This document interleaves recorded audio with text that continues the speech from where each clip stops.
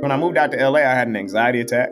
And then come to find out, it's because moving somewhere where you're by yourself, like so far away from what you've known, can be one of the most traumatic experiences you can have. So it was a very foreign thing to me. The next 2 days, like I was calming down and I wrote this whole thing to myself that I say to myself every day. I've said it to myself every day for the past like 5 years. It's like this whole poem that I wrote to myself, and it really just gave me a lot of peace. It started like this. It's everything that you do in life is going to take the same amount of commitment, love, and dedication. So with that, move not with a hint of anticipation. Stay true to yourself and be patient until you reach your destination. And don't be fooled by the easiness and luxury of procrastination. It will disguise itself as something you need when feeling the lows and acceptances of your frustration. Whenever this happens, think of your current situation and ask yourself, do I choose to be defined and confined by my self-imposed limitations? Whatever the answer may be, think of these words in full self and realization. Only you can and will be your greatest creation. Welcome everybody to the Faking Notes Podcast. Whoa. We're back. We're back. Hey, so we got in such a wonderful conversation coming up with a wonderful guest. His name is Wesley Sumpter. He is a percussionist. He's from Atlanta, like your boy. Your boy. He's working with the LA Phil Fellowship Program right now, which is phenomenal. He's one of the members of the Lineage Trio, which is a phenomenal contemporary percussion ensemble. And we also just recently, this past Sunday, performed at the Hollywood Bowl for the Juneteenth show for global freedom. And it was an insane experience. Like, we got to dance on stage. We got the whole audience dancing. It was such a vibe. And it was crazy because we had been trying to schedule a conversation with Wesley for some time now.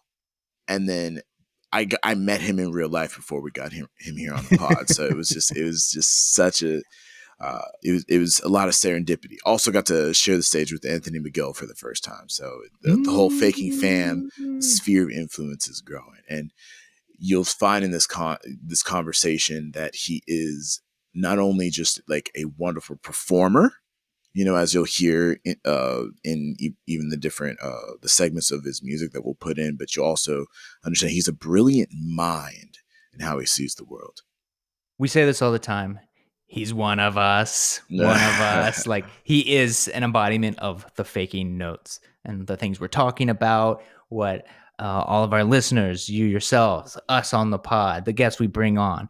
We dig into his philosophy, his journey, his failures, the things he regrets, like losing tough auditions, not being the best person in high school, like all these other things at the end that we learn from, we grow. And he's just constantly dropping little gems, great quotes, great recommendations of ways to go out, figure out your craft, hone your skills, be a better person. He's got an awesome journey from Georgia to the LA Phil, and he shares that with all of us.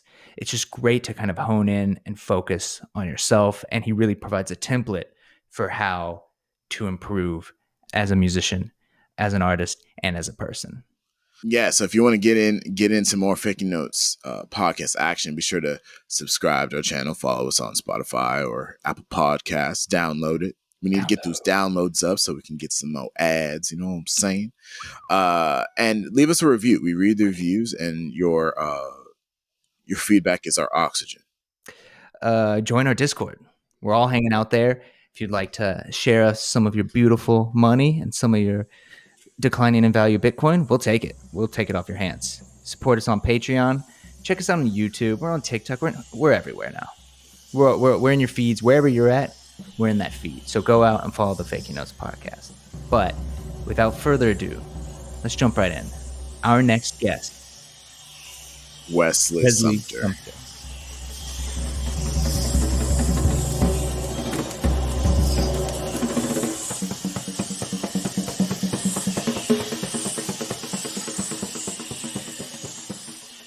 Wesley Sumpter, thank you for joining us on the Faking Notes podcast, bro.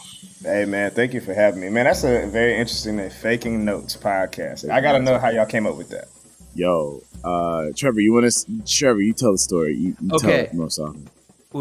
So we're brainstorming. We're going to be going and covering lots of things like entrepreneurship, branding, like what it means to be an artist in the 21st century. Mm-hmm. And so we had this great name, Taking Notes. Taking Notes. Okay. We record 7 episodes. One of the famous magical cliff in podcasting, because everyone starts a podcast, and almost no one makes it past the 7th episode. Like that's statistically where they realize, like, oh God, this is hard. I have to edit. It's like, I hate my voice. I'm not funny. This takes hours to edit.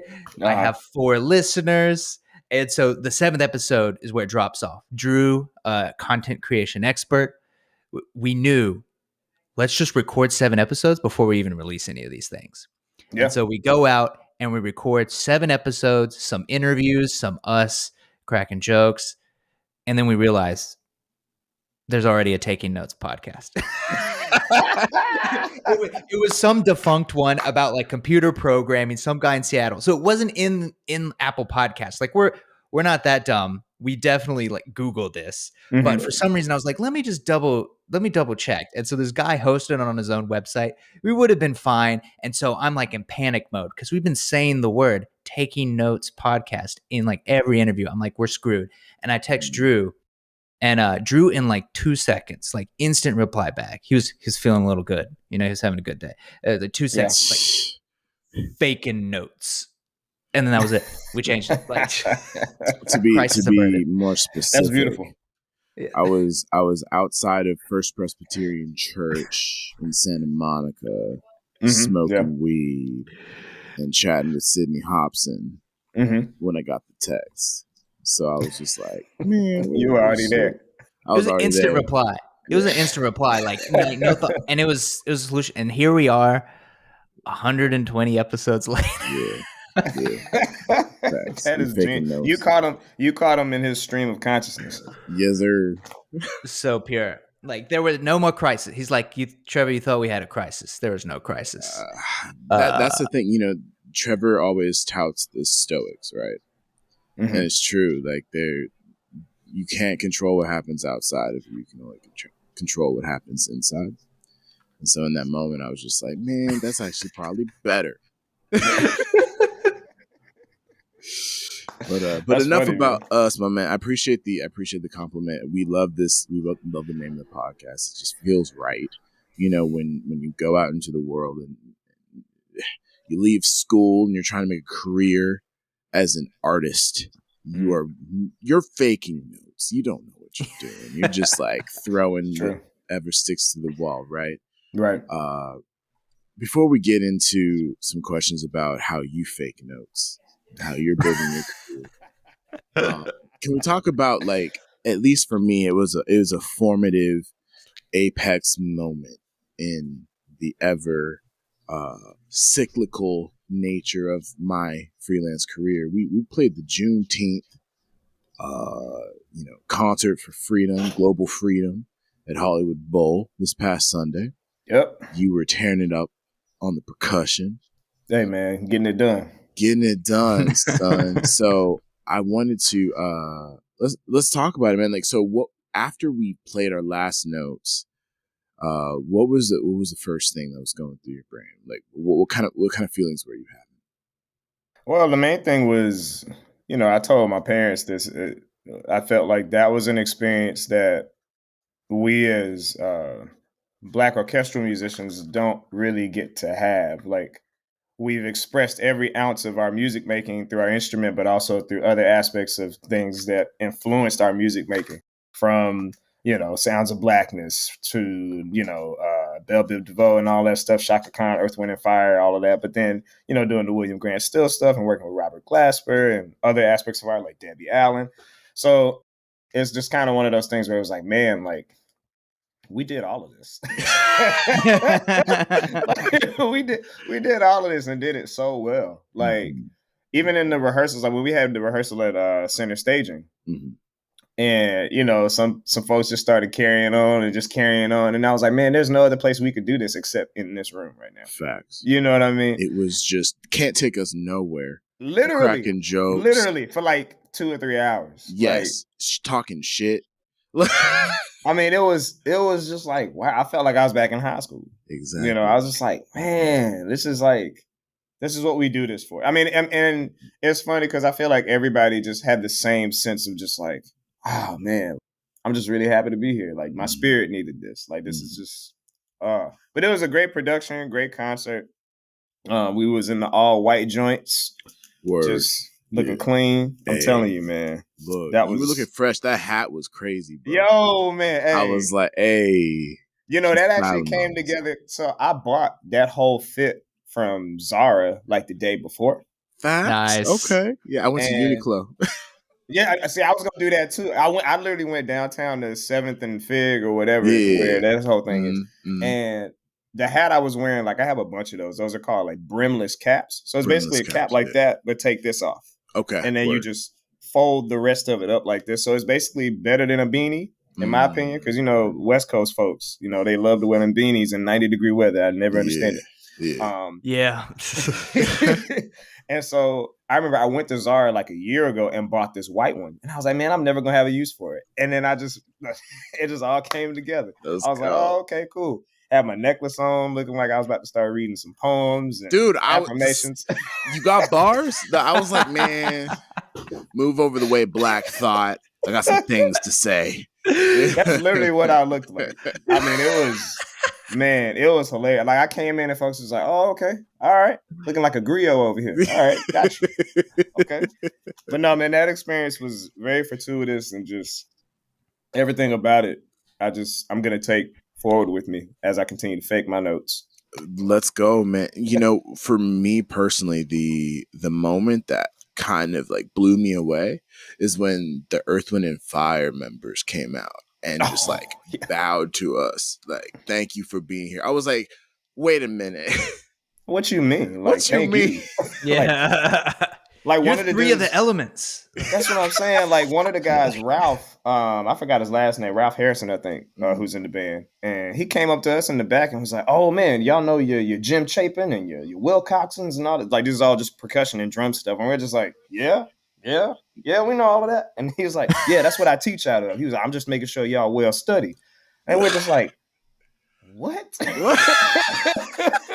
Did we just get quizzed? We did, literally, by one of the elements. But it's like, okay, number 17, play it right now. Like, just I mean, and he took the time out to just ask our names and like all these, and you know, Verdine White is up there, and you know, that dude is a cat because he comes to like some of our LA Phil concerts and like hangs with the bass section and like all these other things. Man, it's really cool just to see all of that come together, man. It's kind of crazy. So in terms of like fulfillment or maybe new goals that were created, do you have any new aspirations after experiencing something so transformative? Man, just to dream bigger, to be honest. I mean, for the past couple of weeks, I've been watching a lot of sports psychology videos, mostly by one of the foremost experts on it. His name's Dr. Bob Rotella. His main sport is golf that he basically helps athletes with. I mean, but he also, like, he helped mentally train the Eagles the year that they won the Super Bowl. Whoa. Stuff like that. Whoa. Like that kind of level of sports psychology. And his whole thing is like, you know, if your dreams don't scare you, then they're not big enough.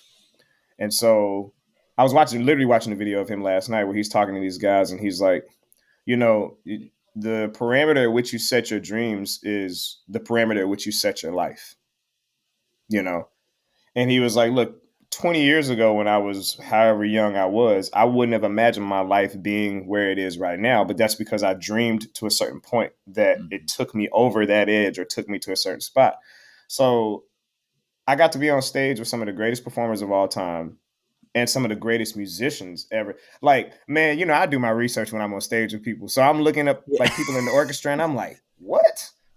Like just seeing who does what. And I'm just like, yeah, that was a bad orchestra. Like if you gave us a month, we could go on tour doing whatever, like with a group of that caliber.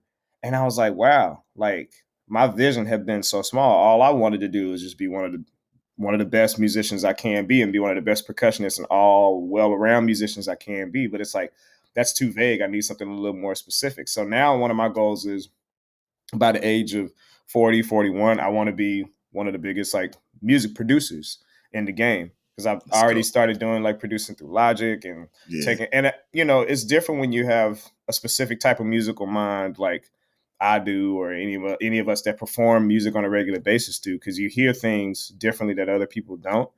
But that's one of my goals. Another one of my goals is to, play in a top tier orchestra, full time, which is still like a goal of mine. Before it was just like, I just want to play in an orchestra, but now it's like, no, I gotta, I really want to do this. And then another goal of mine is to start some type of music mentorship program in some kind of way that's not funneled through a big organization like a symphony orchestra or a wind ensemble or anything like that. It's more like music mentorship, but it's like life mentorship as well, because growing up in the band in high school in Southwest Atlanta and stuff like that, that space created so much of an oasis and so much of a place of recovery for a lot of students that didn't have it at home or didn't have it in certain spaces. And so to see that transformative power, not of music, I'm not talking about music, I'm just talking about the community that music creates and what it brings. I've seen people literally, we all seen it, people get saved from the streets, people, learn different life skills from their collaborative efforts with other people, just different things like that. So I'd love to start something like that, for whoever, mostly young students from the ages of like 18 and under. But, those are my goals now. So those 3 specifically is what I got. I love that. Honing in and focusing in on the goals. Welcome to the Faking Us podcast. Man. That's what we do. We faking it till we make it. Yes, sir. This is what we want. And I love that too. You made a great point because, again, all of us Southerners, I'm from North Carolina. Yeah. A fellow Georgian, right here. We'll dig into that later. But that's something that people miss in a lot of our classical music backgrounds is band culture, wind ensembles, the marching band. Yeah. I mean, come on. You don't bump into that experience in an orchestra in most places, but at least in North Carolina and a lot of the other South, like that's what you do. It's marching band. My county did not have an orchestra. Not a single school had an orchestra. There's no strings. There's no money for that. It was all about the band. But and for me, I was gonna be Mr. Serious Musician. I was the only one who like cared of that, and I played the clarinet, which meant I get picked on nonstop. So I wasn't crazy about marching band, but what I was crazy about was I enjoyed the culture. So it wasn't even necessarily the music itself. I enjoyed the fact that you had this brotherhood, just like you would if you were on the football team, if you were on the basketball team. You hung out, you goofed off, just like this Juneteenth concert. You're like, oh man, I'm glad no one like recorded this. We could get in trouble. Like, we're just dicking around. But social media wasn't good then because you're just dicking around, goofing off, like poking each other with all sorts of instruments. But you get that camaraderie that you don't often get in music. It's fun. You're in the bus going 3 hours to who knows where to play some competition so your school can get a little trophy maybe. But the act of like working towards some unified goal, just simply like hanging out, the heat of competition and just growing up in that like type of environment, that is a saving grace for people who might not be able to do sports or that's not like their particular interest. It is just like a saving grace to like have a mechanism to funnel that energy. And that's something that I really liked about band. Do I want to go out on the field anymore when it's like 100-degree weather and slump around in the sludge? No, I'm good. Man, come on, get them knees up, man. We were and it's just like, why are we wearing white pants? Like whose idea was like the white pants? Like this is a terrible idea. Like this is dirty. This is nasty.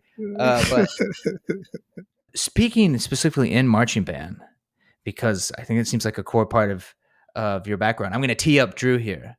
It is. Let's talk a little bit about Drumline. Why don't you take us away, Drew? No, did y'all look that up? Let's talk a little bit about Drumline. Drew, head us off. Growing up, I was a huge fan of the Drumline movie. You know, that's my That first is the movie. That movie is the reason why I play music. word. Nick Cannon slapped in that movie. I fell in love with Zoe Saldana for the first time. Same, dude. And, me and you are. This is why. Yeah. Bro, Why do we just now meet like a few days ago? Man, dude, Birds of a Feather. We got a lot to talk about as Georgia boys, and I'll get to that soon. But like, can you tell us any crazy stories from your time drumming for Drumline 2, A New Beat? Yeah,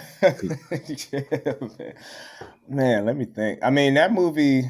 First of all, it was severely under budgeted compared to the first one. And I mean, if you've seen the movie, it's so bad. It's not the same. It's not the same. Why do you need 2.5 hours for that?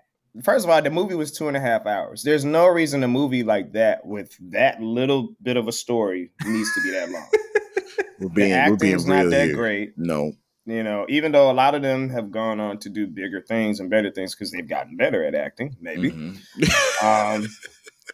Maybe, man. I have no idea. Yeah. The craziest part about that, doing that experience was there were certain aspects where like they didn't want to like feed us like for all the work we were doing. Sometimes they didn't want to pay us like because it was a different production company, and we're just like, yeah, but we're basically making this movie because here's how low budget it was. Word. There's a marching band, and everybody that's in this movie is either from Atlanta or has gone to an HBCU and marched. Bethune-Cookman, FAMU, South Carolina State, Southern, Jackson State, Tennessee State, all this other stuff. Clark Atlanta, right? Now, it was only a band of like 90 people. But we played every band in the movie. So we had to change uniforms. No. That's how low budget it is. So we played out like, you know, the drum line, we actually had enough to have 2 drum lines. So like I was on A&T's drum line, and then you had the Morris Brown looking folks that they called Southern State because they couldn't use Morris Brown's name. Exactly. Yep. But then here's the other thing. They also used the band members as extras in the movie. So, there are literally scenes in the movie where you can literally see me dancing at a party. Like, ain't got nothing to do with playing the instrument. They're just like, okay, cool. Well, y'all come back tomorrow. So just bring like summer clothes. It's supposed to be a party. Oh, so now for this restaurant scene, do this. Oh, now let's do this walking scene near Underground Atlanta. Please don't go past the Waffle House. If you do, you'll be out of the shot. And we're just like, man, what? And it was like that every day. That had to be the craziest, like how under budget it was. I mean, it was a cool experience because we made a lot of money. Yeah. But you know, would I do it again? I don't know. I mean, that's amazing. We should brainstorm because it needs a better title. And so I was thinking, I mean, you can have Too Drum, Too Furious, or my personal favorite, Drum and Drummer 2. So how about you?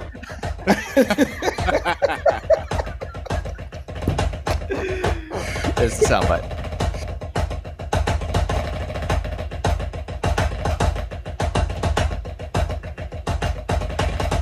Yo, so Wesley, I wanted to circle back earlier. We've referenced that you're from Atlanta. Yes, sir. And I can't believe I'm saying this, but like I think you're the first Atlanta originated musician we've had on here. Oh yeah. Other than me, I'm from Atlanta too. No, what part? Shout out to the A, bro. For real. Yep. Look. Classic. I'm sorry. Well, you haven't heard that in years, bro. Yeah. That's just okay. Yeah.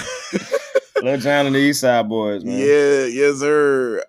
My uncle actually used to be in the studio with Lil Jon before he blew up. They used to do some studio because my uncle played saxophone, so they used to just like fuck around in the studio. It's crazy. That's cool, and he man. blew up, and my uncle was like, man. Anyway, but yeah. So, which part of the area are you from? I'm from Peachtree City, Fayette County. Oh, okay. Yeah. So for me, it's more so like Southwest Atlanta is where I went to school and everything. Like Adamsville. I don't live there, but like you know, from preschool all the way through high school, I was basically there. Hell yeah, man. You know. So and I saw you went to University of Georgia. Yep. My brother did as well. He's a fellow Bulldog. Shout out to the Bulldogs. And the boys won the championship this year. They did. Did not know that. I don't pay attention to man. Think Well, about because they football. beat Bama, which is like our number one rival. Okay, there you go. There you go. The You tide already can know. roll on in the other direction. Yeah. Thank you. So I can roll in every other direction. Stomp them boys out, man. We owed them payback like 3 times over the past all 4 those years. years. Facts, man. Dude, it's really, really bitter rivalry. Alabama and Georgia. Yeah, no, yeah. But Well, what it's funny because like, go ahead. because the part of Georgia that like my family lives in, which is like 10 minutes west of Atlanta, is Lithia Springs. So it's like you pop over and then you got Six Flags and then you got Fulton County. Facts. So like anything west of Atlanta is basically like country. So like that's crazy, right? Them going west that way, you just literally see roll tide. Because everybody, like people would commute. Because, going to like Birmingham is like what, an hour? Yeah. Hour and a half or something like that. It's like people commuting from Athens to Atlanta. Mm-hmm. So yeah, but forget them. They'll be all right. Yeah, they're gonna be all right. The rivalry will continue. But during your time in Georgia, did you see yourself being there and like building your career in Georgia? Or like and what prompted the decision to come out to USC to study and move to LA? Because I felt very much the same way when I was a kid, and then I realized I had a moment where I was like, I need to go somewhere else for a little while. Well, for me, I wanted to be a band director because both my middle school and high school band directors had such a tremendous impact on my life. And specifically my middle school band director, because he gave the foundation for just, especially someone who didn't have a private teacher until I got to college. Everything I did was basically him inspiring me to learn. He was one of those guys that could play anything. He was a woodwind specialist, played clarinet. Jazz was like his main thing. He went to Jackson State University and played in the band there, which was really great. But he could do it all, and he was a hell of a drummer. I mean, but the amount of love he gave me was, in 7th grade, he saw I was playing because I was playing in jazz band, percussion ensemble, all these things.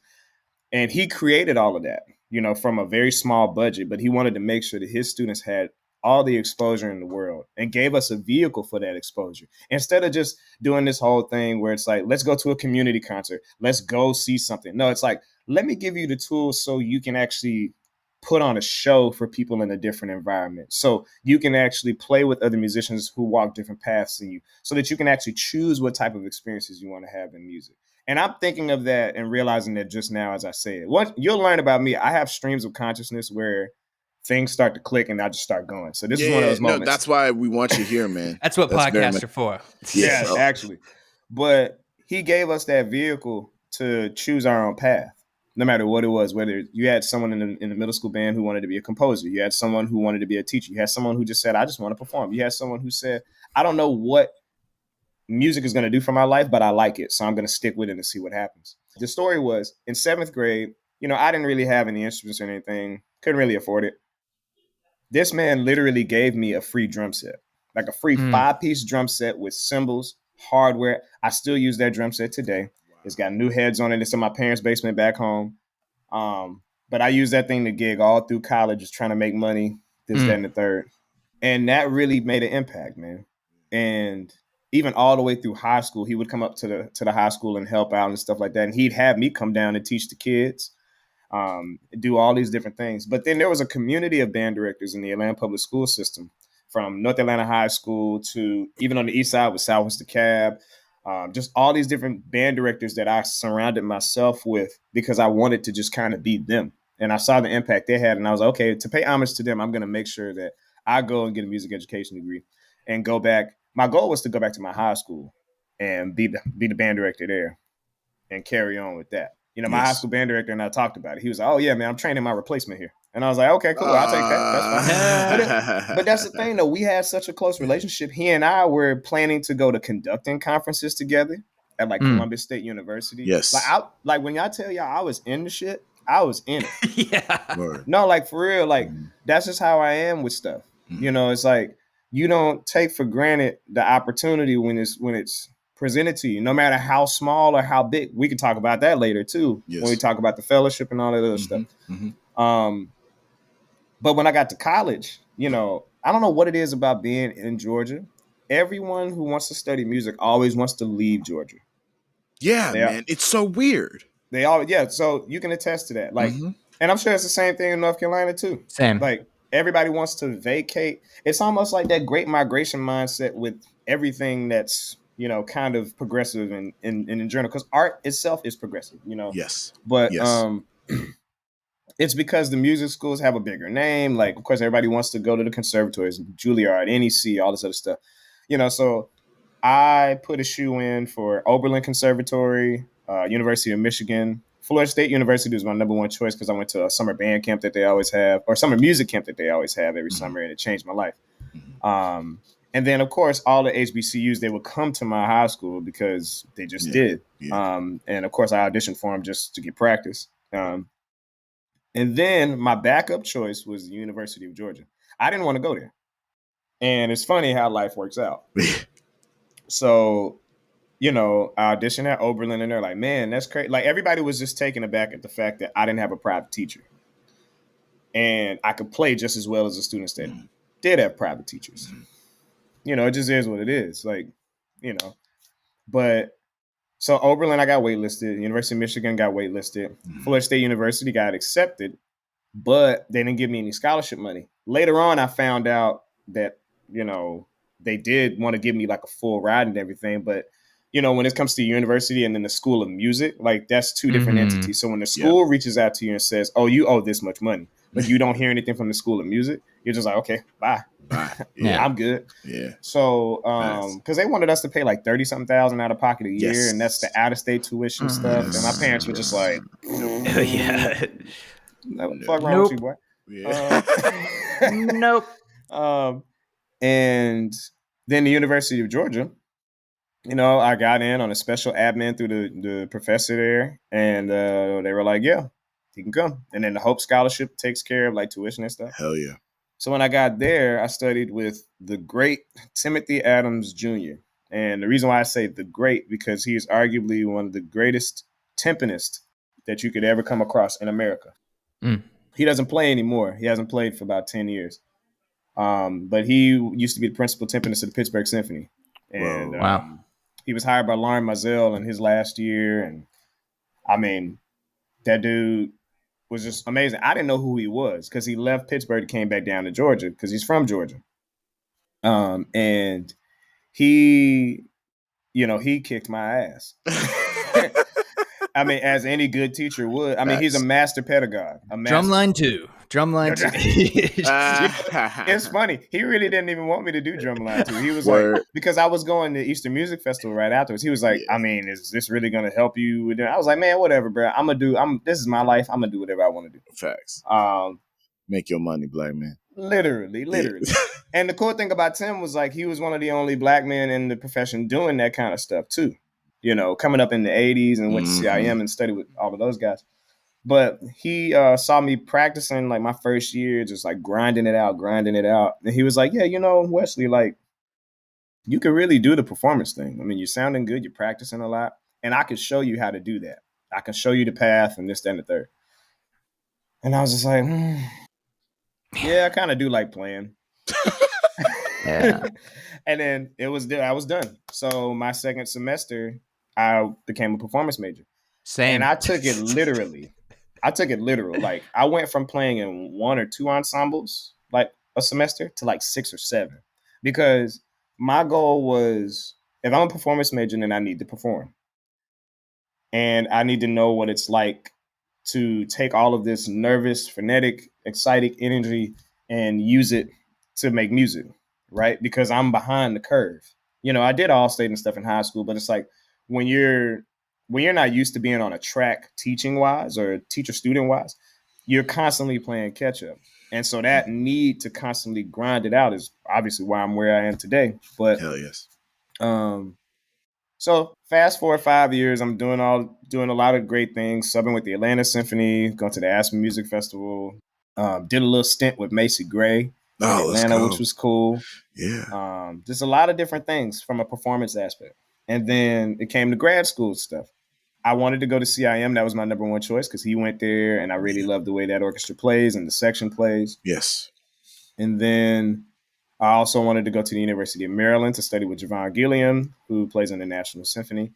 And then when I went to Aspen, I met Joseph Pereira, who's the principal timpanist in LA. Yeah. And I saw him play, and I was like, oh man, like I like his energy. I like this. So I said, man, what's me? I'm just very frank about it. I'm like, of course. man, so what's going on with the TA spot? Like, Yeah. I'm like, no, I didn't say it like that. I said, man, so what y'all got going on at USC, man? Yeah. What's good? What's good? What's good? And he was like, man, I mean, this would actually be a good year to audition because our TA is about to be done. And I was like, oh, okay, cool. Asking you'll Cool. receive, Hey, just man. ask. So then I was like, okay, let me just apply. Lo and behold, I applied. I got into all three schools. USC was the only school that gave me a TA. So then I was like, okay, do I go to CIM? They gave me full tuition, but I still have to pay to live and, be in Cleveland. Yeah. It's a big ask. Daniel can empathize. He went to CIM. Yeah. Gray skies, man. Them gray skies. Yes. And then University of Maryland, like, they said my grades were too low. I had a 3.0 GPA. That's all I needed because I was practicing my ass off. Look, and it worked out. You ain't got to know about no Scriabin. Yeah. I'm saying, no, I don't know. LA Phil's not like, let me see that GPA. Hell no, man. Nah, man. Them folks at Maryland were like, yeah, you're admitted, but you can't get the scholarship until a year afterwards. I was like, okay, y'all out, boom, out. bye. Yeah. So then I was like, go to LA for free for 2 years. And that's what really made the decision, man. Because it was also one of those things, and I feel like people don't do this when they apply for grad school. You got to realize it's not about you applying to like 10 and 12 different schools. Because one, that's a turnoff to the people that you're auditioning for. If they see you're auditioning at 10 other places besides theirs, they're just going to be like, okay, I'm not going to give you no money. For what? Well, like, you already aren't really thinking about this as a viable option anyway. You're just trying to, and plus, who got all that application money? $150 per all application? that flight money? Like, accommodations, and it's like you don't even want to go there. Why are you doing this? Like, that's the thing. You do it because you want to say, it's like how in high school, like when people like apply to every college and get all the scholarships, and like this person racked up in $300,000 in scholarships. Yeah, but they only gonna use 15,000 of the bitch. They're gonna go to the one school that didn't give them any money because it's the most prestigious. Exactly. That's not real. That's not real money. But like I applied to only those three because I knew each place was a viable source for me. I knew all of the teachers at each place, and I saw myself thriving in each environment. So I took a chance on the one that was the most uncomfortable because when I moved out to LA, I had an anxiety attack. And they come to find out it's because, people tell you, that moving somewhere where you're by yourself, like so far away from what you've known, can be one of the most traumatic experiences you can have. Yeah. And I had an anxiety attack in my sleep. Like that's some terrifying stuff. Never had one since. Never had one before. So it was a very foreign thing to me. And then I wrote the next 2 days, like I was calming down, and I wrote this whole thing to myself that I say to myself every day. I've said it to myself every day for the past like 5 years. It's like this whole poem that I wrote to myself, and it really just gave me a lot of peace. And LA has been the place that it's needed to be for me. Would you be willing to? Is it too personal? No. Would you be willing to? So I went on USC's campus, and it's a beautiful campus if anybody's seen it. And they have this fountain in the middle of it, next to the Trojan horse and Tommy Trojan, which I don't know why the hell you call that thing Tommy Trojan. Like, what they did with that horse, right? Not a good. I mean, it was probably like 10 times bigger, and it caused a lot of destruction. But I was sitting in front of this fountain, and it just kind of came to me because, I had some family stuff. I had an aunt who wasn't doing too well, and she was in and out of the hospital, so I had to fly back to Atlanta, like for 24 hours. That was crazy. Came back. But so it starts off, and it started to rhyme unknowingly. Yeah. So it started like this. It's everything that you do in life is going to take the same amount of commitment, love, and dedication.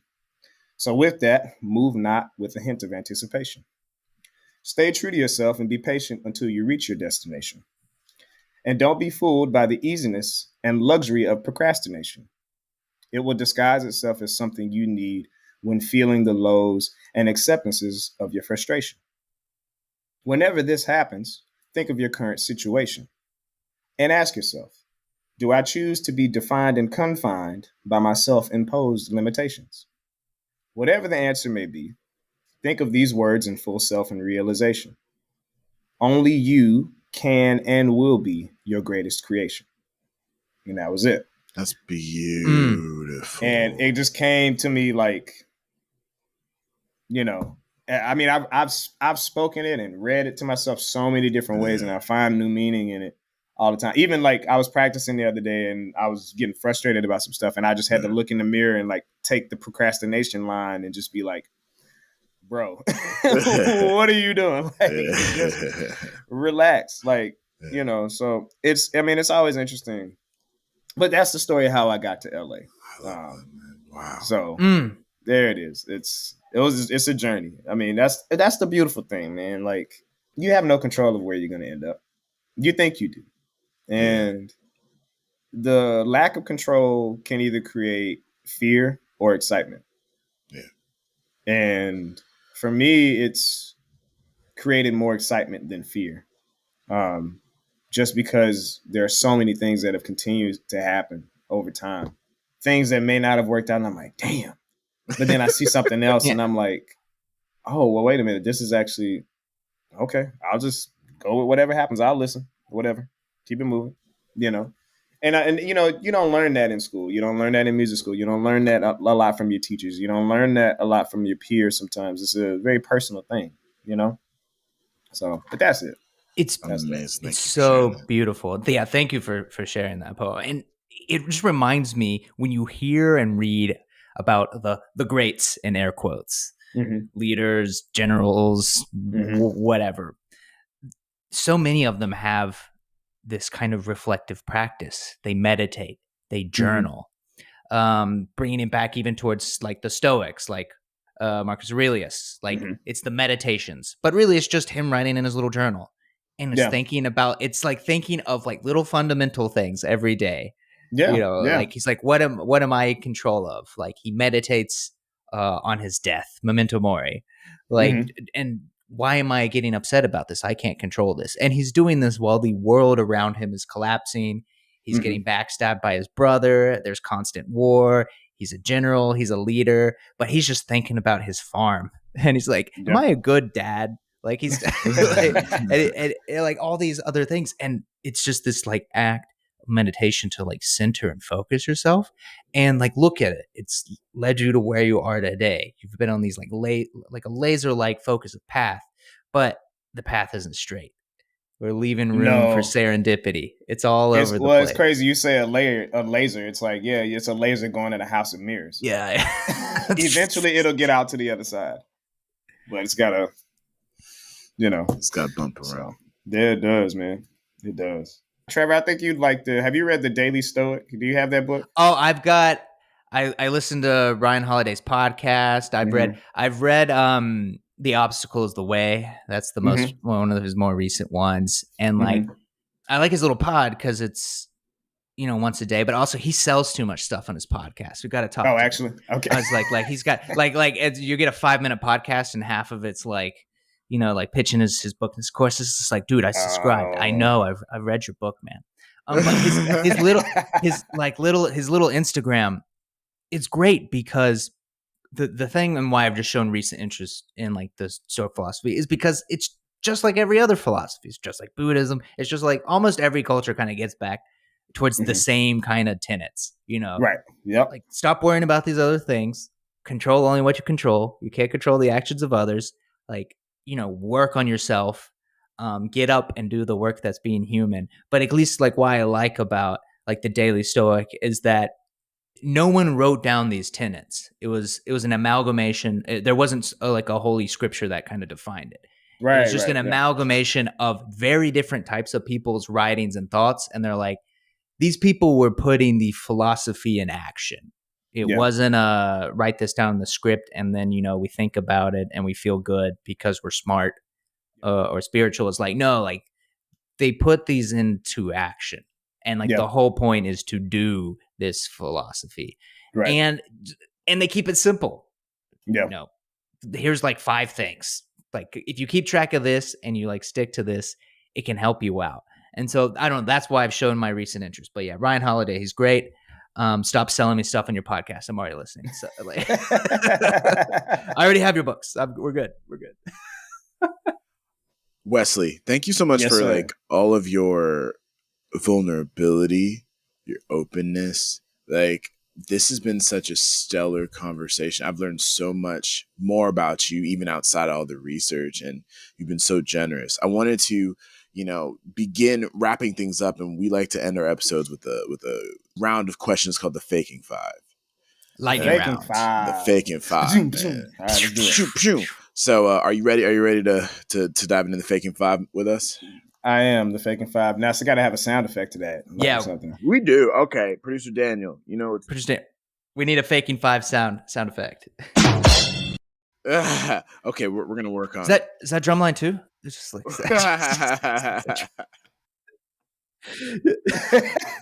work in progress. Okay, we'll come up with some. Much love. So for the first one, what is a problem in the world that needs to be fixed but no one is talking about? How do I phrase this? The biggest thing is empathy, but everyone needs to stop lying to themselves. We lie to ourselves on a daily basis. We lie to ourselves and tell each other that we're good people. We lie to ourselves and tell us that, we have these things under control, all these different things. But it's like, as soon as you tell yourself that, you lose an angle of correction, which means like, if someone proves you wrong, or if something in life proves what you're trying to tell yourself is wrong, you have a visceral reaction to it. And so you tend to be like, oh no, that possibly can't be right. That kind of, So when the empathy part comes in, everyone thinks that their issues are bigger than the other. Obviously, there are so many issues in this world that need to be worked on.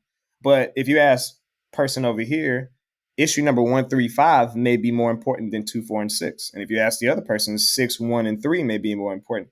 So it's more so of us understanding that we're all in trouble. We all are dealing with something. And if we take a shared experience of how we deal with those things to allow each other to, express and do all these different things, then we can kind of move in a specific direction of like, okay, so how do we fix this? Okay, no empty promises. How do we actually get on the ground and do something? Because I'm tired of seeing this happen to you. I'm tired of seeing this. So that's the other part about it.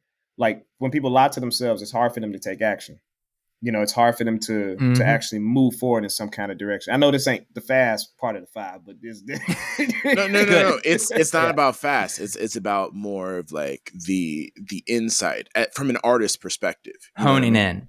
Oh yeah, well that's and I watched part of you guys' episode with Michael Francis last week, where he talked about how music is the only I can't rephrase it, but music is the only activity that like activates all of those aspects of the human psyche and all those different things. And I never knew that. And so if we as artists come from it at a certain angle, then I feel like we're the bridge, that allows people to kind of be like, okay, I still don't fuck with that, but okay. So that's what I think it is. Okay. People lying to themselves and lack of empathy. I agree. That's beautiful. Question number 2. If the concept of money didn't exist, how would you spend your time? Ooh, how would I spend my time? I would probably literally just go backpack somewhere. Just be in nature. Like literally, if I didn't have to worry about money, man, I'd get off the grid. Like for real.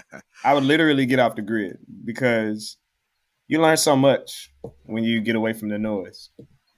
Even music. Have y'all ever had this happen where like your ears are tired? That happens to me like at least once every 2 months.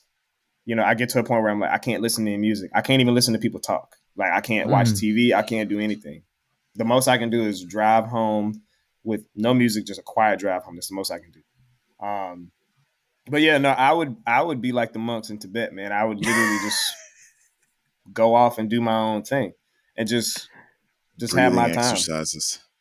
Yeah, literally just have my time, man. And just, I mean, if I had to do anything else, other than music, it would definitely be something in wildlife research or so, because I love nature. I love animals, love all of that kind of stuff. If I didn't do music, I'd definitely be doing that. But, you kind of need money to do that too. So, hey, look, but that's so my mom always says we have three. My mom has told me since I was a kid, she's like, music is just one of your careers. I was like, what you talking about? I can't even play the viola right yet. It's like, yeah. Don't worry, you'll have at least 3 careers. And so as I get older and I'm 30 now, I'm like, yeah, you know what? Like when we do obtain a level of financial freedom, there will be a need to do something else. There will be a need to, use the wealth we accumulate from our art and from making the world a better place to augment our impact as well in other ways, maybe that are not related to music. So that's true. I fuck with that. I fuck with that. Starting your music ahead. school. Yeah. Starting the music school. Like going on and doing that. Yeah. Exactly. So question number 3. What is the best advice that you've received and actually followed?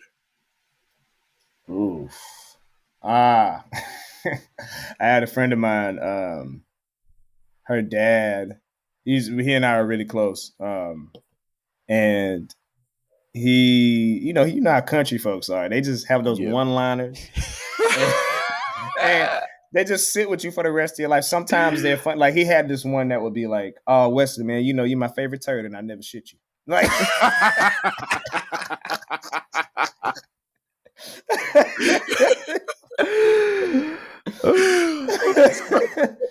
I love that. You can hear it in the voice too. Like you know how it's like you. And I've heard that said so many other times, but I've never heard it said so poetically like him. Or my dad has a number of them where somebody be like, "Man, how you doing, Mrs. Something?" He'd be like, "Oh man, I'm just a squirrel trying to get a nut." Or my middle school band director, he's just as country. He would have this thing. Somebody would be like, "Hey, Mr. Jeffrey, how you doing?" And he would say, "Everything's honey, but the bees don't know it." Bees don't know it. That's this. You see how damn. That's like put it on a t-shirt and beautiful.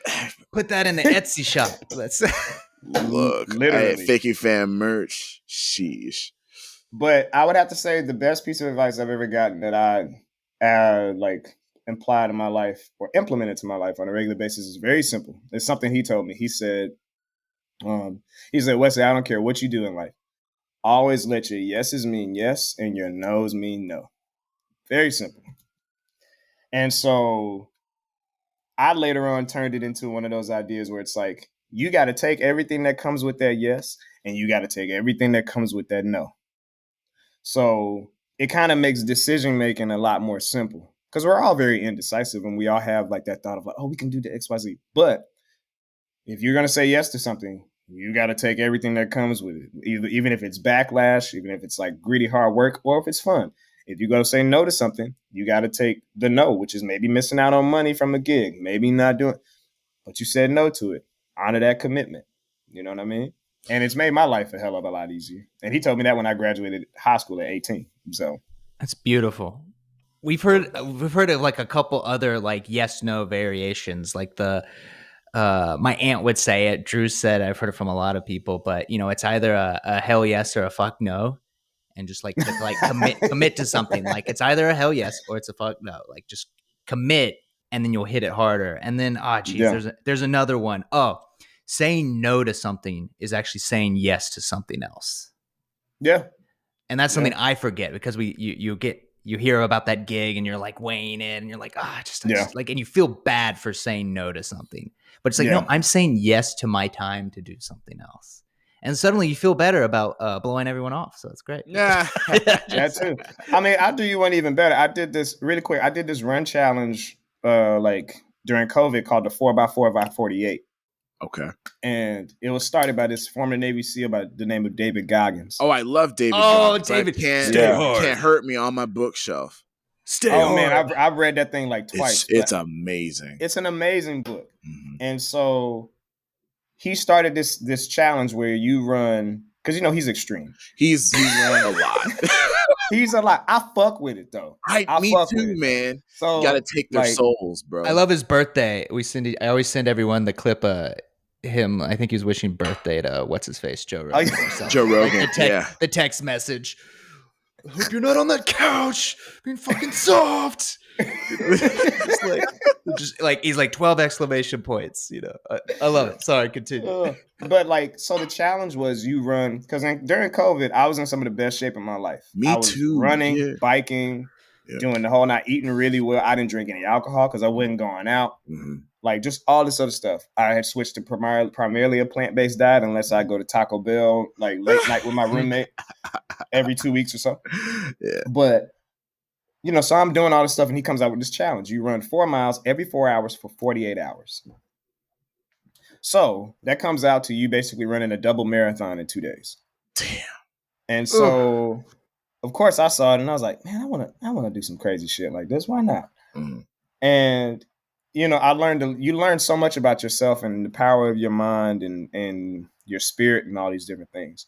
But the second 4 a.m. run, because we started at 8 p.m. Mm-hmm. and then you go midnight, 4 a.m., 8 a.m., right? So the second 4 a.m. run, at this point, my body's like done. And, I'm sleep deprived, all these different things. And I'm just like, man, I don't really want to do this shit. What the fuck am I? Like, I don't have anything to prove to anybody, right? But then I was like, you know what, Wesley?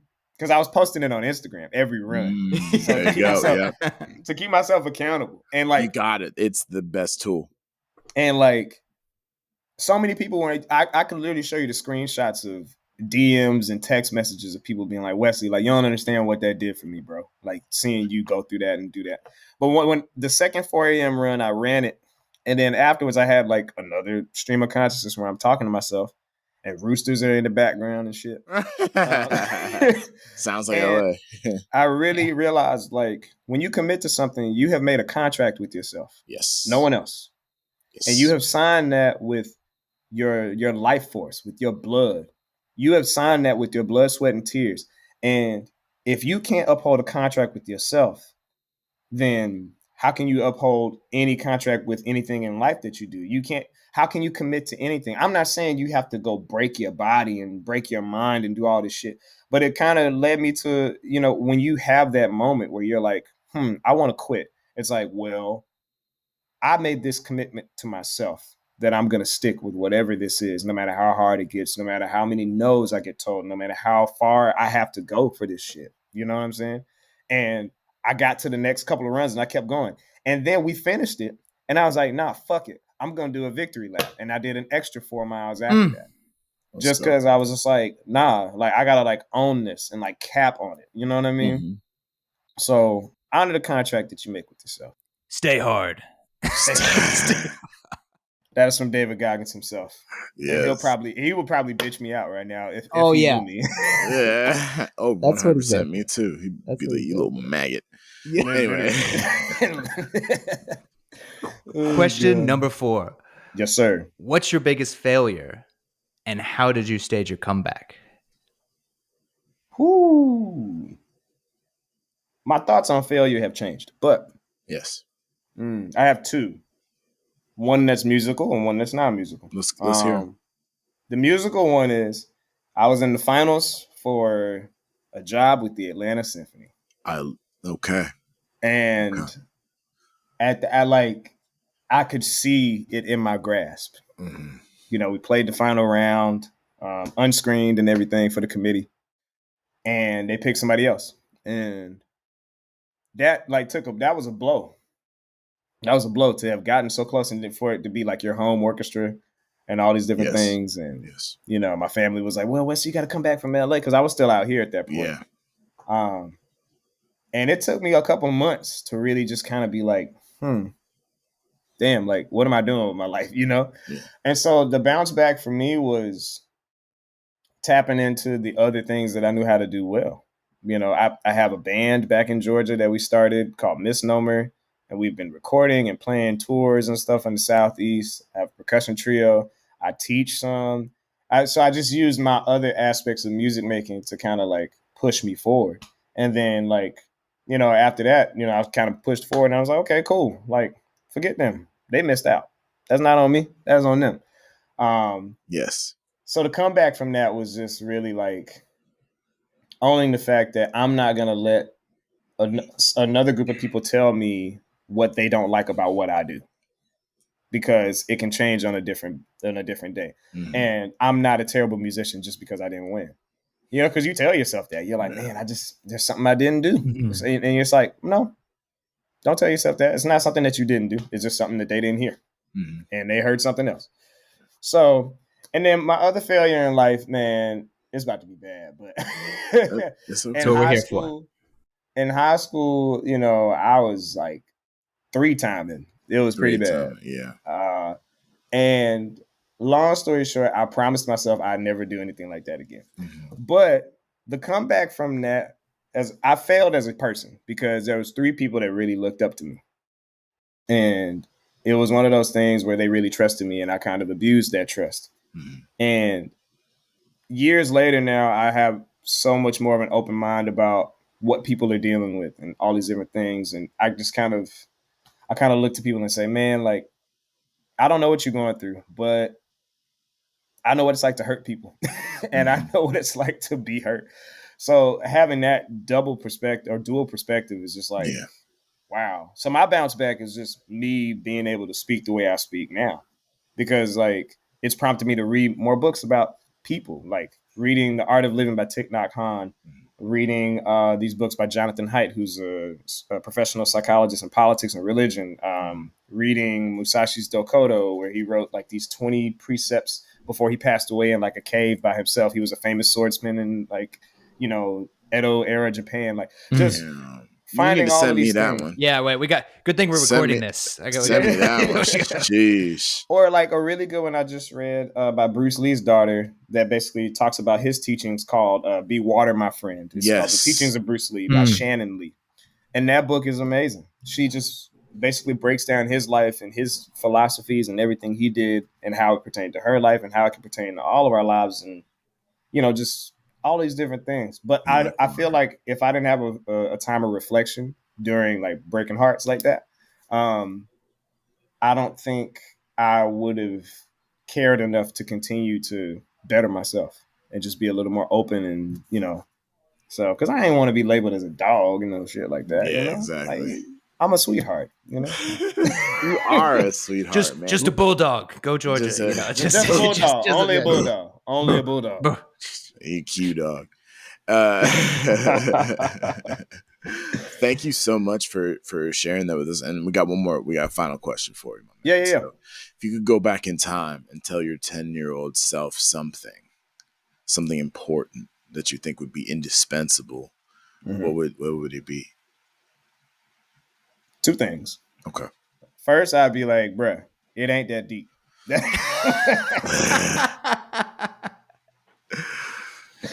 That is literally what I would say. Yes, it ain't that deep. It ain't that deep.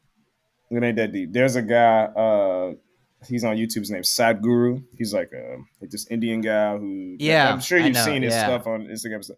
But he had a very good quote. He was like, does anyone have a manual on life? Like a manual on how this is supposed to be done? And then everybody's like, no. He was like, so why do we think we have all the tools to be able to like do this well when we can mess this all up and this, that, like, it can do whatever it wants to do. You don't, you know, basically going back to the thought of us like not having control, but it's more so on the lines of like, it's okay to fuck up. Yeah. That's how it's you okay. react. You know, it's that you have to be the best version of yourself at that time. And sometimes the best version of yourself at that time is the worst version of yourself.